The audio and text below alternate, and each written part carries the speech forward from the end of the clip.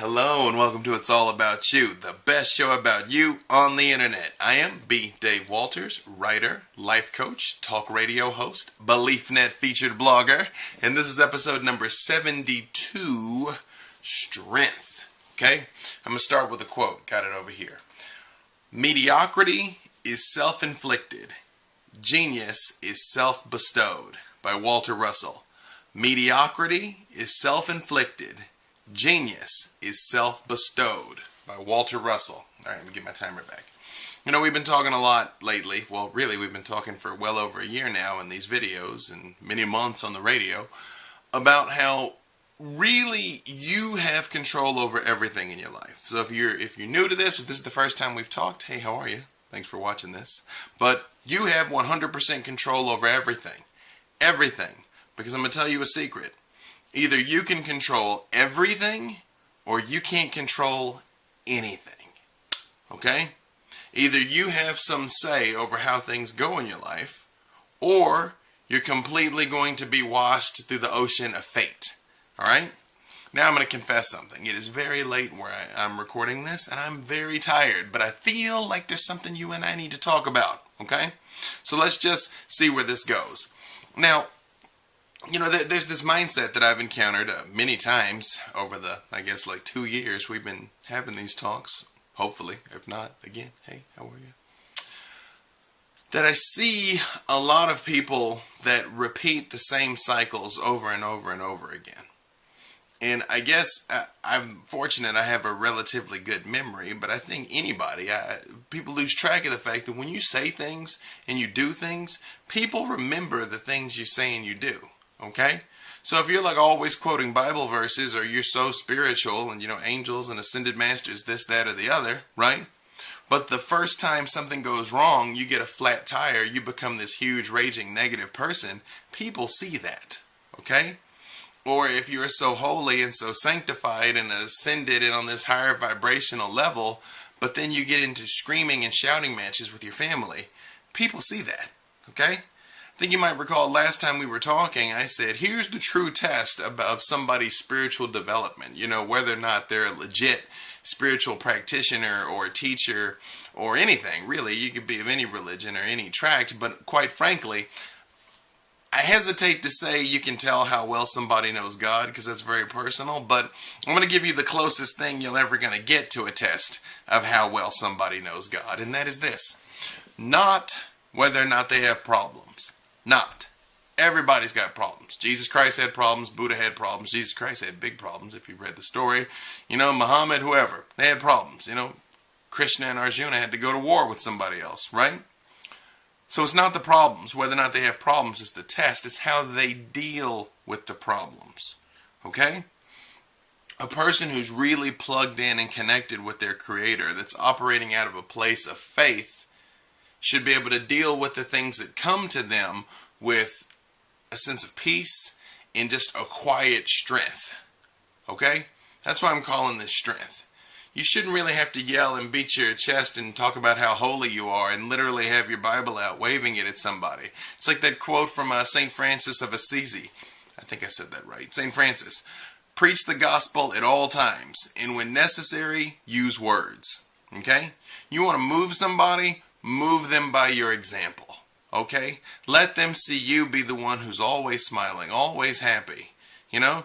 Even when things aren't going your way, that you deal with it properly, that you don't let it go to your head, that you don't let it get you down, that quite frankly, you never say die, okay? You know, in the Making Miracles episode, I shared with you my own personal story and some of the ups and downs I've been through over the past couple years. So I don't want to recap that now, but I just want to say that by the grace of God, I'm riding pretty high right now. All kinds of things that I wanted are coming into fruition, and more things are coming. And I realize that it is time for me to take action to take things to another level. Okay? But what was the key word out of what I just said there? What was the big thing that I just said? I dropped the A-bomb. Action. Okay? I realize I've got to do something in order to have new things manifest. Right? Now you might be saying, Dave, I've heard some of your videos, and I've been talking so much lately about this allowing process, right?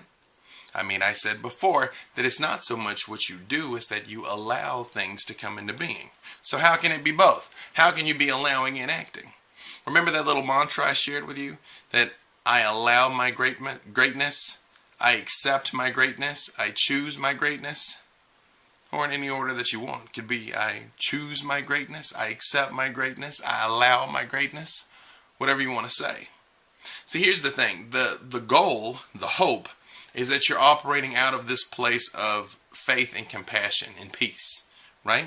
Because if you're truly connected with your Creator, however you see that, whatever the divine looks like to you, is it God, is it the universe, is it Allah, is it Brahma, Vishnu, Shiva, whatever. I'm not here to judge how you perceive of the divine, because the fact is what the divine really is beyond how we label it anyway. So label it whatever you want. That's fine. Mother, father, goddess, son, daughter, whatever. Okay? But if you're connected to that, okay, it's like being on a ship. I use this analogy often. You can be a cork that's just bouncing on the waves. Fate and stress and time and chance is just knocking you around, right? Or you can be like a steamship, like an aircraft carrier that just blows through it, moving to your destination. A storm doesn't exist that can sink an aircraft carrier, right? That's what you want. You want this stable root so that you can be connected with something deeper and more primal than you are, and something bigger than you are that is still within you, that's the source of your power and the source of your strength. Okay? Now, somebody just shared with me earlier today. They brought it up and they were like, I was just thinking about you. And I was like, hopefully it's something good. Or there's a crisis. Because that's pretty much when people call me. They're just like, hey, I saw this and I thought you'd like it. Or, oh my God, my life's falling apart. Please help me. But that's all right. I love you. I love to contribute. But they were saying that they were in this place where they were having a lot of trouble choosing what they wanted and how to move forward and what they were trying to create. And they realized that it seems like I always have everything figured out, basically, and just know what I want and how to go after it. And that's more or less true. But I can tell you, sometimes confusion enters my mind too. I mean, yeah, like anybody else. The thing is, when the confusion enters my mind, I don't resist it. Does that make sense? When there's something that I know I want, or maybe competing ideas, I just kind of let them swirl around in my brain until it settles. Like I just read a parable that was posted on a fan page I really like, the Jesus and Buddha fan page on Facebook. It's facebook.com/Jesus, the letter N, and Buddha. Yeah, that's it. Well, there was a parable, a Buddhist parable, where I really can't do it justice, but I'm going to try. So Buddha and one of his disciples were traveling, and they came across a river. And Buddha asked his disciple to bring him some water so that he could drink. And the disciple says, okay, and he goes over to the river. But right when he gets there, a person is riding his horse and rides his horse across the river, and the mud gets kicked up, and the water's all dirty. And he doesn't feel right bringing it to Buddha, so he just comes back and says, I'm sorry, Lord, the water's dirty. So they walk a little further, and Buddha asks for water again. And he goes back, and this time a man brings some cattle across the river, and they stomp it all up, and the mud comes up off the bottom, and the water's dirty. And he says, I'm sorry, Lord, you can't drink it, it's dirty. And he says, okay. And they walk a little further, and this time the water is completely clear and cool. And he brings a cup of water to Buddha, and he drinks it. And he says, our minds are the same way, that things come through and stir up dust, okay? And you just got to wait for the dirt to settle, basically, so things that can be clear again. I don't fight and wrestle and cling in anguish over things, because I know that the answer will come to me. And I have enough faith that if I just keep moving forward, I know that God or the universe is going to help me discover the right thing. Does that make sense? See, I've cultivated that sense of positive paranoia that we've talked about. Positive paranoia. Believing that the entire universe is conspiring to make your life wonderful. That forces are at work behind the scenes to make everything go your way.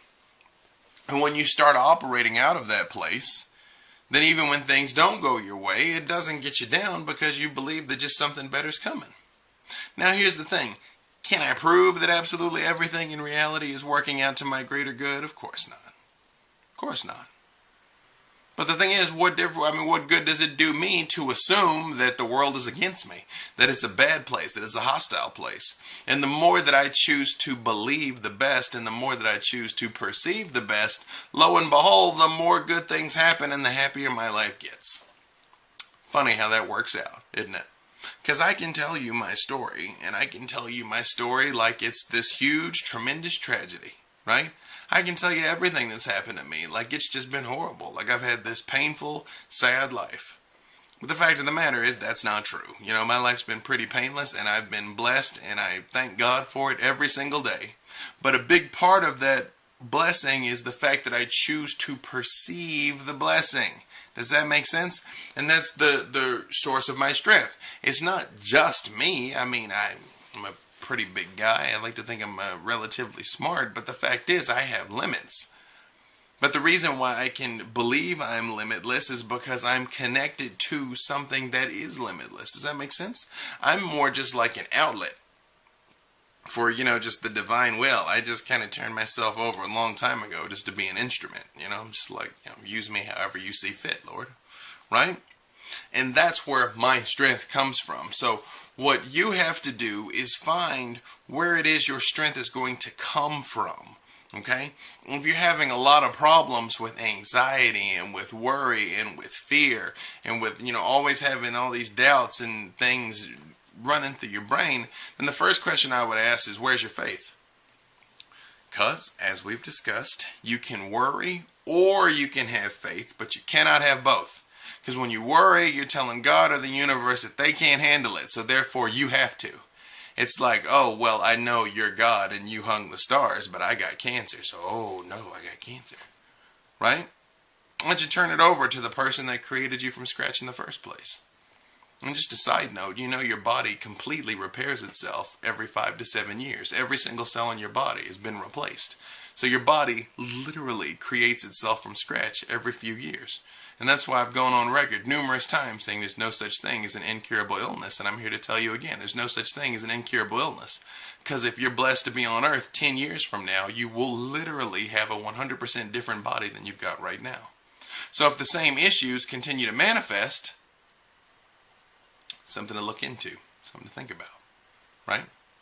And that's just true in all aspects of your life, not just physicality. If you continue to manifest the same issues in your interpersonal life, if you continue to manifest the same issues in your professional life, if you continue to manifest the same issues in your, in your health, if the same things happen again and again and again, then ask yourself, who are you being in those situations that is causing this to manifest? Because it doesn't happen in a vacuum.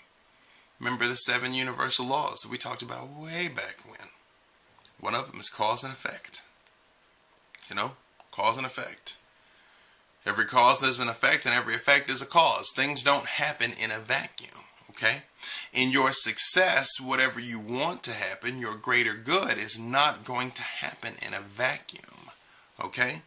It is going to come to you through a wow, it's a lot to cover right now. But there's a book by Wallace Waddle called The Secret of Getting Rich. This was one of the main inspirations for The Secret. And I did one of my videos or one of the articles where I shared The Secret of Getting Rich. I gave a paraphrase of it. I don't even remember what it was anymore. But that's okay. But one of the points that he makes in the book, it's a great book, is that, your good will come to you the fastest way it can and the shortest route it can, helping the most people that it can. Unless you are doing things to throw up barriers. Okay? It's like boiling water. You turn the heat on to the water, and the heat's got to stay on the water to get it to 212 degrees to boil. Okay?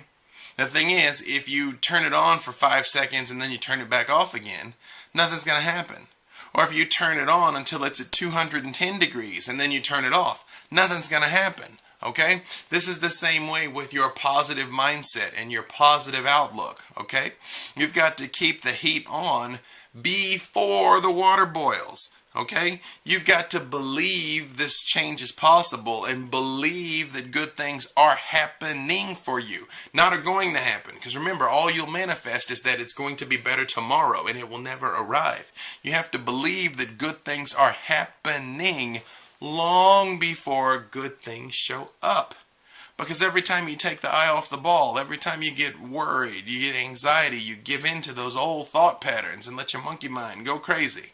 You're turning off the heat. Does that make sense? Now, something I've seen a lot lately is people that have, seen my videos, seen The Secret, read the books and all the positive stuff, and they're trying to live it, but when you fall short, you get into this beat yourself up and you start shoulding all over yourself. I should be better. I shouldn't get upset about this. I should this, should that. That's all irrelevant. What you should be that's just something you made up in your mind. The fact is you are where you are. If you're trying to stay on a diet and you slip up and you eat some cupcakes, that's fine. Just acknowledge, okay, I ate some cupcakes, I broke my agreement with myself. Let me get back into integrity. I'm not going to do it again. I'm going to work out a little extra to work off those calories. I'm going to get back on the wagon. You understand? For all have sinned and fallen short of the glory of God. And remember, the original word for sin in Greek is harmatio. It means to miss the mark. That's all. Not this huge apocalyptic life-ending thing where, the hammer of an angry God, the fist from orbit is going to come down and be like, pow. That's not what the word meant at all. It means to miss the mark. It's the exact same connotation as an archer shooting at a target. You're just a little off. That's fine. You tried and you missed.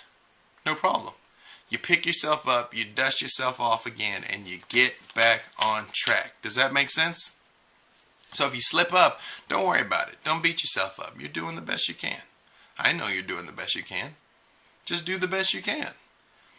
And the longer that you stay on the wagon, the easier it becomes to stay on the wagon. Does that make sense? And then you start to see the positive results start to manifest in your life. Does that make sense? But you just kind of, to bring this all the way back around to the beginning, when you're standing in that place of compassion and peace and faith and the belief, the rock solid belief that things are going your way. And if you feel like things haven't gone your way, I guarantee you it's just the way you're looking at it. But even if for whatever reason maybe things really haven't gone your way, that doesn't mean you can't start choosing to believe right now that they're going your way now. Maybe you're due. Maybe you had some really bad luck for your entire life. So logically, it must be time for you to start winning, right? The pendulum's got to swing back the other direction, right? And the way you do that, we've talked many times about gathering and controlling your thoughts. But the fact is, you just consciously redirect it to what you want. Your brain chatter, your little voice is going to bring up crazy stuff. Your little voice is a hater. And if you're wondering what little voice I'm talking about, it was that little voice that just said, what little voice? Right? It's going to say things that aren't necessarily what you want to hear, but in its own way, it's still trying to help you. It's just not doing a very good job at it. So when it comes up, just start redirecting it to what you want. It's like you're working out because you want to be able to fit into a bikini next summer. Oh, but you're too fat for that. Well, I'm working out so I can fit into a bikini next summer. Oh, you'll never be able to stick to your diet. Well, I understand, but I'm working so that I can be in a bikini next summer. It's going to be awesome. And start to focus on all the positive things that are going to come along with achieving your goal. How great it's going to feel. How good you're going to look. How wonderful the process is. Does that make sense? Because then when you start operating out of that place is when you start seeing real results and not before. You can read all the books you want, watch all the videos you want, post all the quotes you want, but until you get a checkup from the neck up, it is not going to happen. Okay? But on the bright side, you're great, and I love you. My BeliefNet blog is live. You might be seeing this on BeliefNet. It is blog.beliefnet.com/a reason to smile. And you can find all my links, Facebook, MySpace, Twitter, YouTube, BeliefNet, links to my radio show recordings, everything, on a website called about.me/B Dave Walters. About.me/B Dave Walters. I'm going to try and get back to doing these videos 3 times a week. Let's see if we can do it. Fingers crossed. Okay, bye-bye.